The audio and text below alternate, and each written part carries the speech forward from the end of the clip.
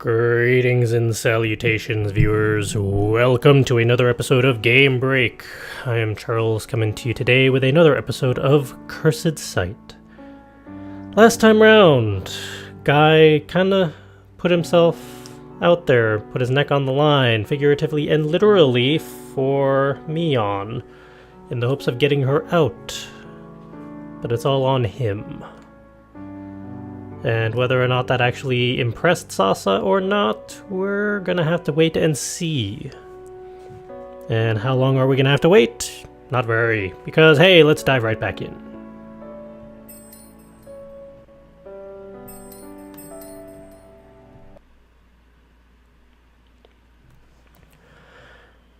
As I ran my shaking hands over my face, I realized I was grinning. Time to see what Sasa and Miyon had to say about this. You did what? Sasa clasped her hands around mine. I tilted my head so high that I might as well be staring at the roof.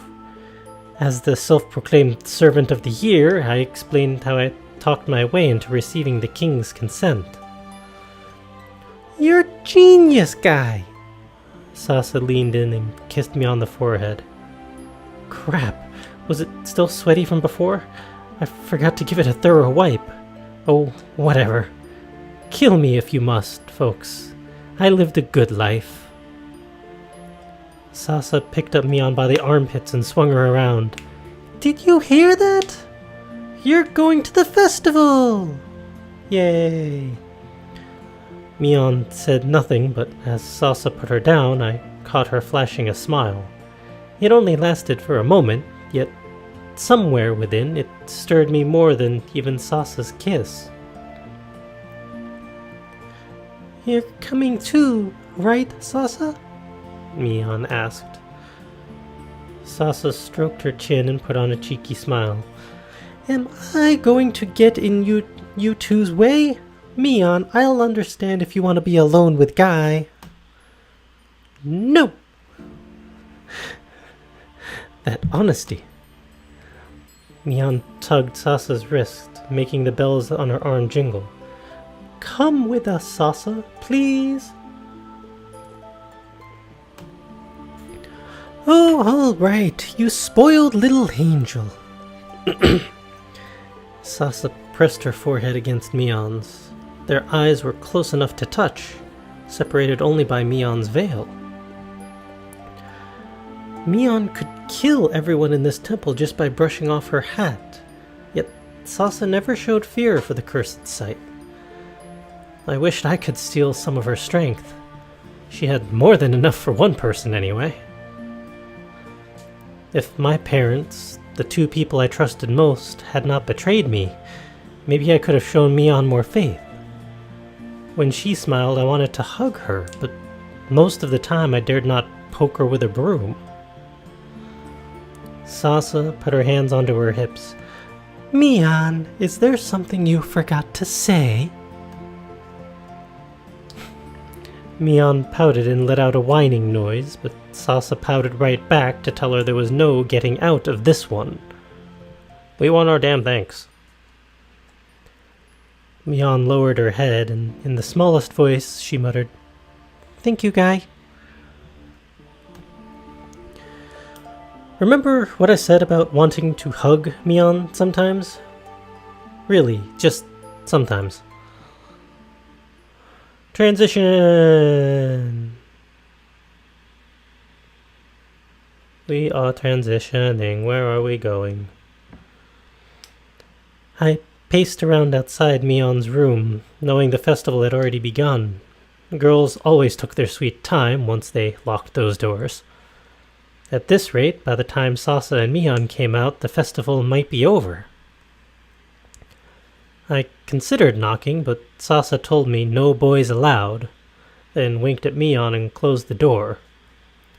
Come on, Sasa, I almost lost my head begging the king for this opportunity. I heard Miyon's voice from behind the doors. Sasa, if this keeps up, East and West Taria will be at war. Worry about that tomorrow, Sasa said. "Tonight, you're going to be a star."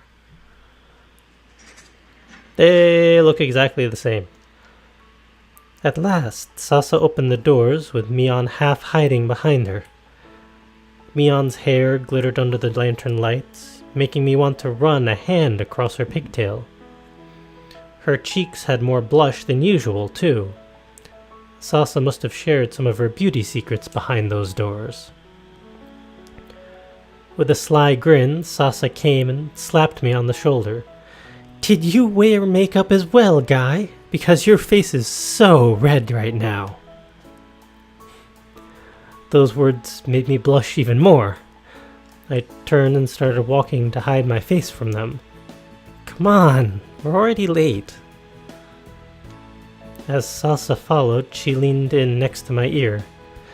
"Please become Miyon's knight for the evening. She deserves the time of her life." Kie? Knight in shining tunic? I turned around and saw Miyon standing still outside her room.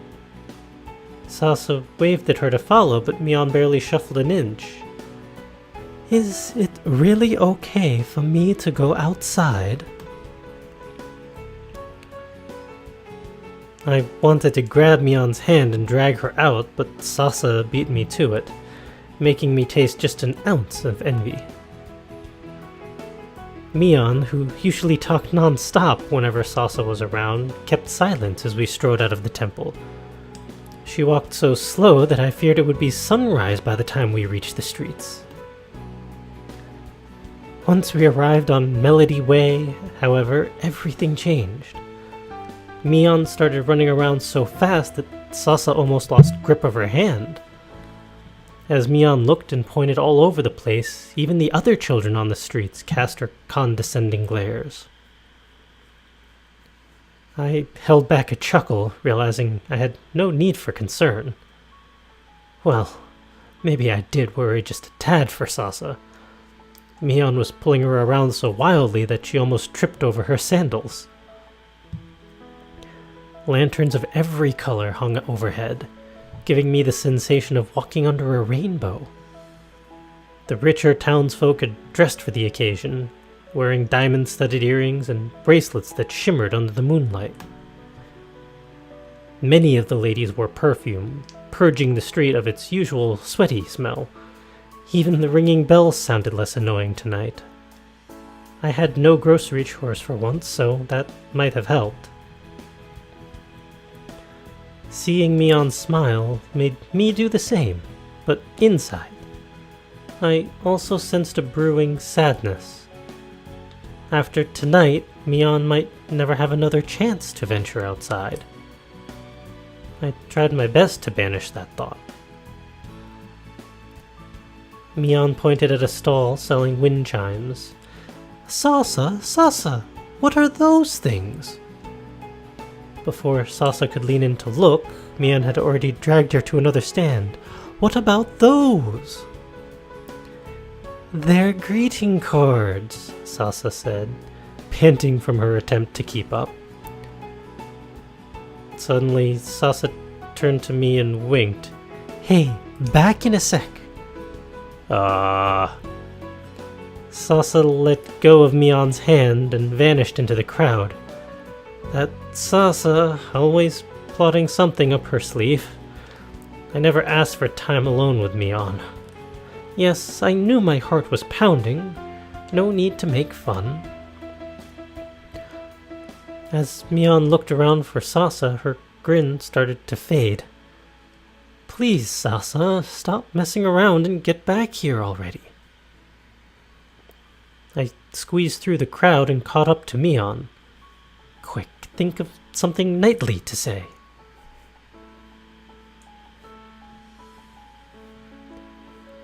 "Guy?" For the first time, Miyon referred to me by my name. "Thank you, Guy" was no count in my books. Sasa once chided Miyon for never saying my name. I never thought it mattered much, but now I was fighting to hold back a stupid grin. guy. Lots of people I don't know. It's okay, you know me. Miyon turned in my direction.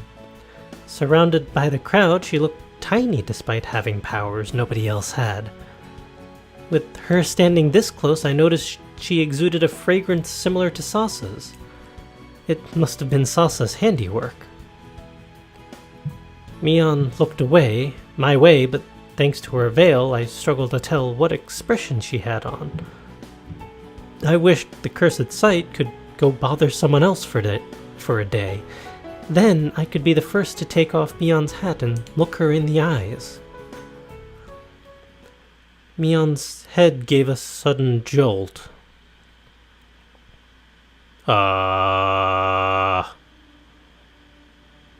Before I even had time to be confused, blood trickled from Miyon's forehead and dripped onto her chin. I looked around and spotted a few teenagers with rocks in their hands. Uh-oh. That's the girl with the cursed sight, one of them said. I can't believe the king let you out, said another. You're not welcome outside, freak. Uh-oh. Another rock came hurtling in Miyon's direction. I snatched the stone in mid-flight and squeezed it until my palm bled. If these scums wanted to ruin Miyon's night, I would gladly wreck theirs in return. I took aim at the teenagers, but just as I was about to throw the rock, Sasa appeared and seized me by the wrist. Let's get out of here, Sasa said and dashed towards the temple. I grabbed Miyon's hand before trailing after her. My oversized shoes kept wanting to slip out, but I tried my best to ignore the discomfort. Those teenagers never had the guts to chase us, and we returned to the temple in one piece. That's good. Once we reached Miyon's room, I closed the doors while Sasa wiped the blood off Miyon's face. It flipped to the other side. I'm fine, Miyon tried to brush Sasa's hand away. Shut your eyes, Sasa said, using her grown-up tone to let us know she was in no mood for tantrums. Miyon gave a nod and Sasa removed her hat. Miyon squeezed her eyes shut as if shampoo had poured into them. Judging from the way her body shook, she seemed more terrified of her own powers than Sasa. At least others could run away, but Miyon had nowhere to hide from herself. Locke said if Miyon lost a hair, I would pay the price. And now she had this gash on her forehead. No hair lost, though, right? Oh, Guy, you had a good run. Sasa's head could well end up on a platter next to mine, yet she cared only for treating Miyon's wound. Sometimes I resented her for that. Her kindness exposed me as the jerk that I was. She had asked me to be Miyon's knight. A blight, more like. I'm never going outside again, Miyon said. Those words made me turn over and see she had her hat back on. Sasa stroked Miyon's back, but she continued to shake.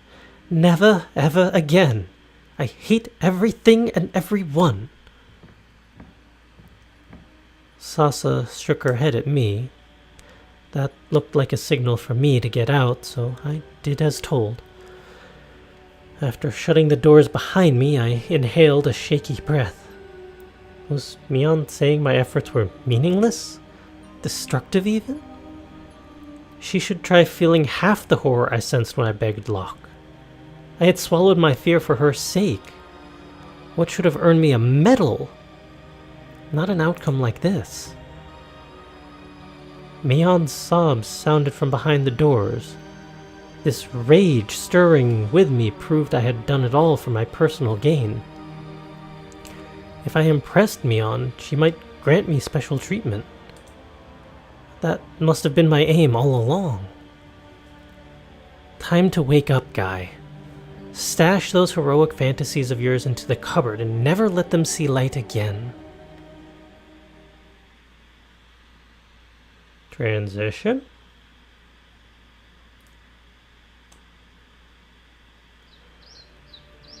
The next day, I skipped breakfast and nibbled on half an apple for lunch. Hard to have an appetite when I knew my death sentence was on the way.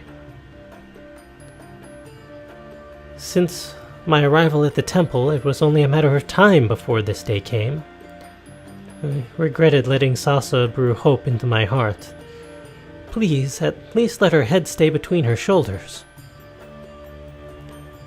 The moon now hung under the starry sky, yet I still heard no news of my beheading. Locke must surely have known about Miyon's injury by now, so why?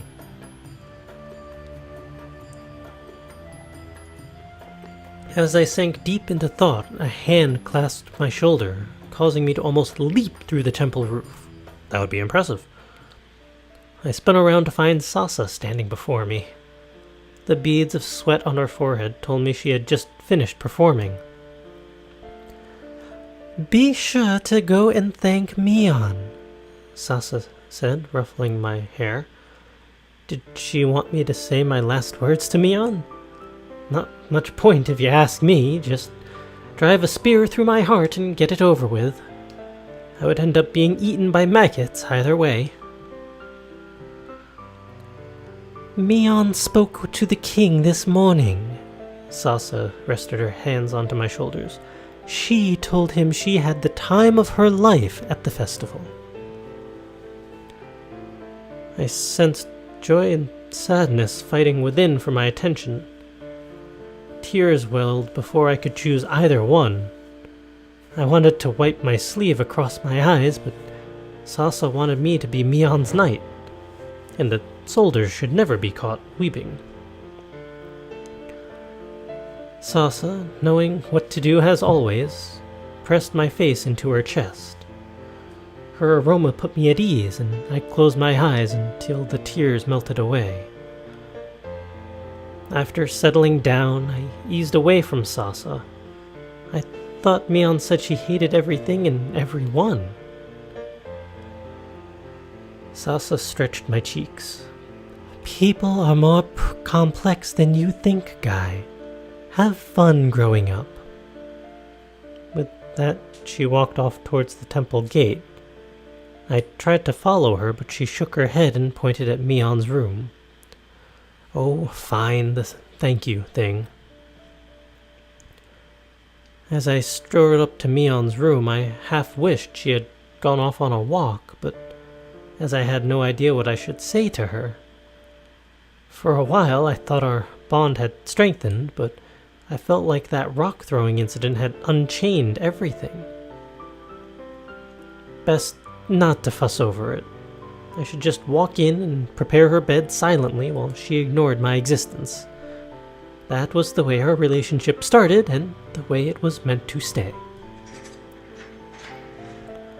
I stepped into Miyon's room and found her sitting on her knees as usual. Her veil made it impossible to tell whether that forehead cut had healed. I dared not eye her for more than a second, anyway. Being in the same room with her alone made it hard to breathe. As I closed the doors, Miyon said one word to me. "Guy?" "Hey," I muttered, unsure how else to respond. Her tone revealed no joy or anger. I waited to see if Miyon might ask how my day was, like any normal person would, but she did no such thing. Still, as I began washing the windows with my back turned to her, I found myself smiling like an idiot. From that point on, whenever I entered Miyon's room, she would say my name. When I helped prepare for rituals without messing up, she would even grace me with a "thank you, Guy." Well, she did it half the time, anyway. One afternoon, I walked into Miyon's room with another servant, and she addressed only me. That made me feel pretty special. Perhaps only babies would compete over such things, but my head snapped right up, so call me Baby Guy if you must. After I left the room, I closed my eyes to replay that scene of Miyon calling my name, and mine alone. Doing so caused me to bump into a patrolling guard. I apologized profusely in hopes that he would spare my life. But the guard only shook his head, wearing a frown that showed more sympathy than rage. First, Miyon softened up, and now the guards as well? Maybe Locke would blow me a kiss next. Wait, no, that would just be horrible. Guy, is it? The guard asked, addressing me by name even? At this rate, they might crown me king tomorrow. For now, though, I gave a small nod. I have news from your home in West Taria, the guard said. Since my arrival here, not once had my parents contacted me. Perhaps they had at last found the courtesy to apologize, or maybe they had collected enough gold to buy me back. Well, Mom, Dad, I would have to think about that and get back to you. Your parents have passed away, the guard told me. Oh. Well. Some might find my reaction heartless, but I merely blurted out the first thought that came to mind. We're unsure what the cause of death is. The guard clapped his hand onto my shoulder, almost dislocating it. Sorry for your loss. Sure, thanks, I said, and the guard trotted off as fast as he could to escape this awkward situation. Why would they get information like that? I resumed my cleaning duties as if I had never heard the news. As I worked alongside other servants, I even cracked a few jokes at them. Their raised brows made me realize I had tumbled completely out of character. If they preferred, I could cry and make them all hold my hand, but why must I weep over the very people who had sold away my freedom? If anything, I would call this karma. Sasa's face kept surfacing in my thoughts. She would be the one person I could share my troubles with, but she had no plans to visit today. Forget it. Sasa had always managed to shoulder her own burdens. Determined to grow up as well, I walked into Miyon's room without a care in the world. Guy? Hey. The usual exchange. Then in I went to gather the blankets for cleaning. Miyon and I never rarely argued as of late. Perhaps I was starting to feel comfortable around her. Even today, however, I just wanted to leave the room as soon as I could. Guy, everything okay? Miyon asked. I faced her with a crooked smile, amused by why she would ask such a question. Did someone tell her about my parents? Miyon pressed me down until I was sitting on the carpet with her. I chuckled at her odd behavior, or maybe I was laughing in a fruitless attempt to distract her from the tears that were streaming down my face. Stupid Miyon.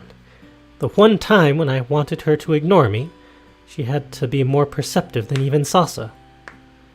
I blamed her for these memories of home that were now flashing through my mind. Thinking back, when Mom and Dad said they would sell me to the temple, they shed my share of tears as well, sparing me from having to weep. Why sell me then? Rather than crying, if they had instead exchanged high fives as I got on that rickshaw, I could have at least cursed them with all my heart. Miyon leaned in and looped her arms around me. In this position, I was able to hide my tear-stained cheeks from her. After controlling my sobs into sniffles, I shared the news with Miyon. Once I told her one thing, the rest came flooding out as well. I'm worried about my baby sister the most. Who will look after her now? Miyon released her embrace. 1 coconut, 2 apricots, cold water, 4 incense sticks. Miyon still only cared about doing work at a time like this. Please, have mercy and ask somebody else to take my place for the night. Wait, today's schedule said nothing about Miyon needing to perform a ritual. Go on, Miyon said. I'll find out what happened to your sister. Oh, right. Okay. My face reddened from the shame of misunderstanding. But are you sure? I knew rituals took a lot out of her, and she had another one booked for tomorrow. Her powers should be saved for world issues and not the curiosity of a mere servant. Go on, Miyon said again, her waning patience evident in her tone. I scurried to collect what she needed before she could change her mind. My heart pounded as Miyon began to chant. By now I had grown used to seeing these rituals, but the spell tonight meant something to me. Miyon seemed to be taking longer than usual. Maybe I should tell her to stop. Should anything happen to her, the king would feed me to his parrot. Miyon exhausted herself for me, and here I stood, fearing for my dear life like the animal that I was. The floor stopped quaking at last, and Miyon dropped onto all fours. With sweat spilling down her neck, she gazed up at me. Your sister has been adopted into Westaria's temple. She's going to be okay. Tell me later. I pulled a tissue out of my pocket and used it to wipe the sweat off Miyon's neck. Her cheeks reddened a little, but she let me continue nonetheless. My vision came out rather blurry. Perhaps my focus is lacking. I shook my head. You did well enough. The Westarian temple must have taken my sister in as a new servant. She'll become a slave like me, but at least I know she's alive. Thank you, Miyon. That was my tribute to Miyon's thank you guy. I winked at Miyon, hoping to make her smile. She threw an apricot at my face instead. Yeah, alright, I probably deserved that one. And this is actually a good transition point to leave off until next time, because we have run out of time to see what happens next. Thank you all for joining me. I expected to get more out of that festival than what we did. I really thought that was going to be a fun plot point, but it had an unexpected turn, and now we know that basically Guy's family is gone. His parents are dead. His sister's in a similar situation to him, just in the Westarian temple. But at least theoretically taken care of and all that. I'm curious to see where it goes from here. It seems like Guy and Miyon have at least found a working relationship. Sasa's kind of still in the mix, just as a good mentor. Where is it gonna go from here? I feel like there's gonna be a surprise curve somewhere along this way, and Locke is going to just throw something at us that we're not going to expect. But what? We'll have to find out next time. As always, thank you for joining me. Go hit that subscribe button, click that thumbs up or thumbs down if you did not care for this episode. By all means, post in the comments below what you think of this series so far and what do you think is going to happen next. And until next time, Go be creative. Go enjoy some other people's games and stories. Go make some of your own and share them with others. And I will see you all next time.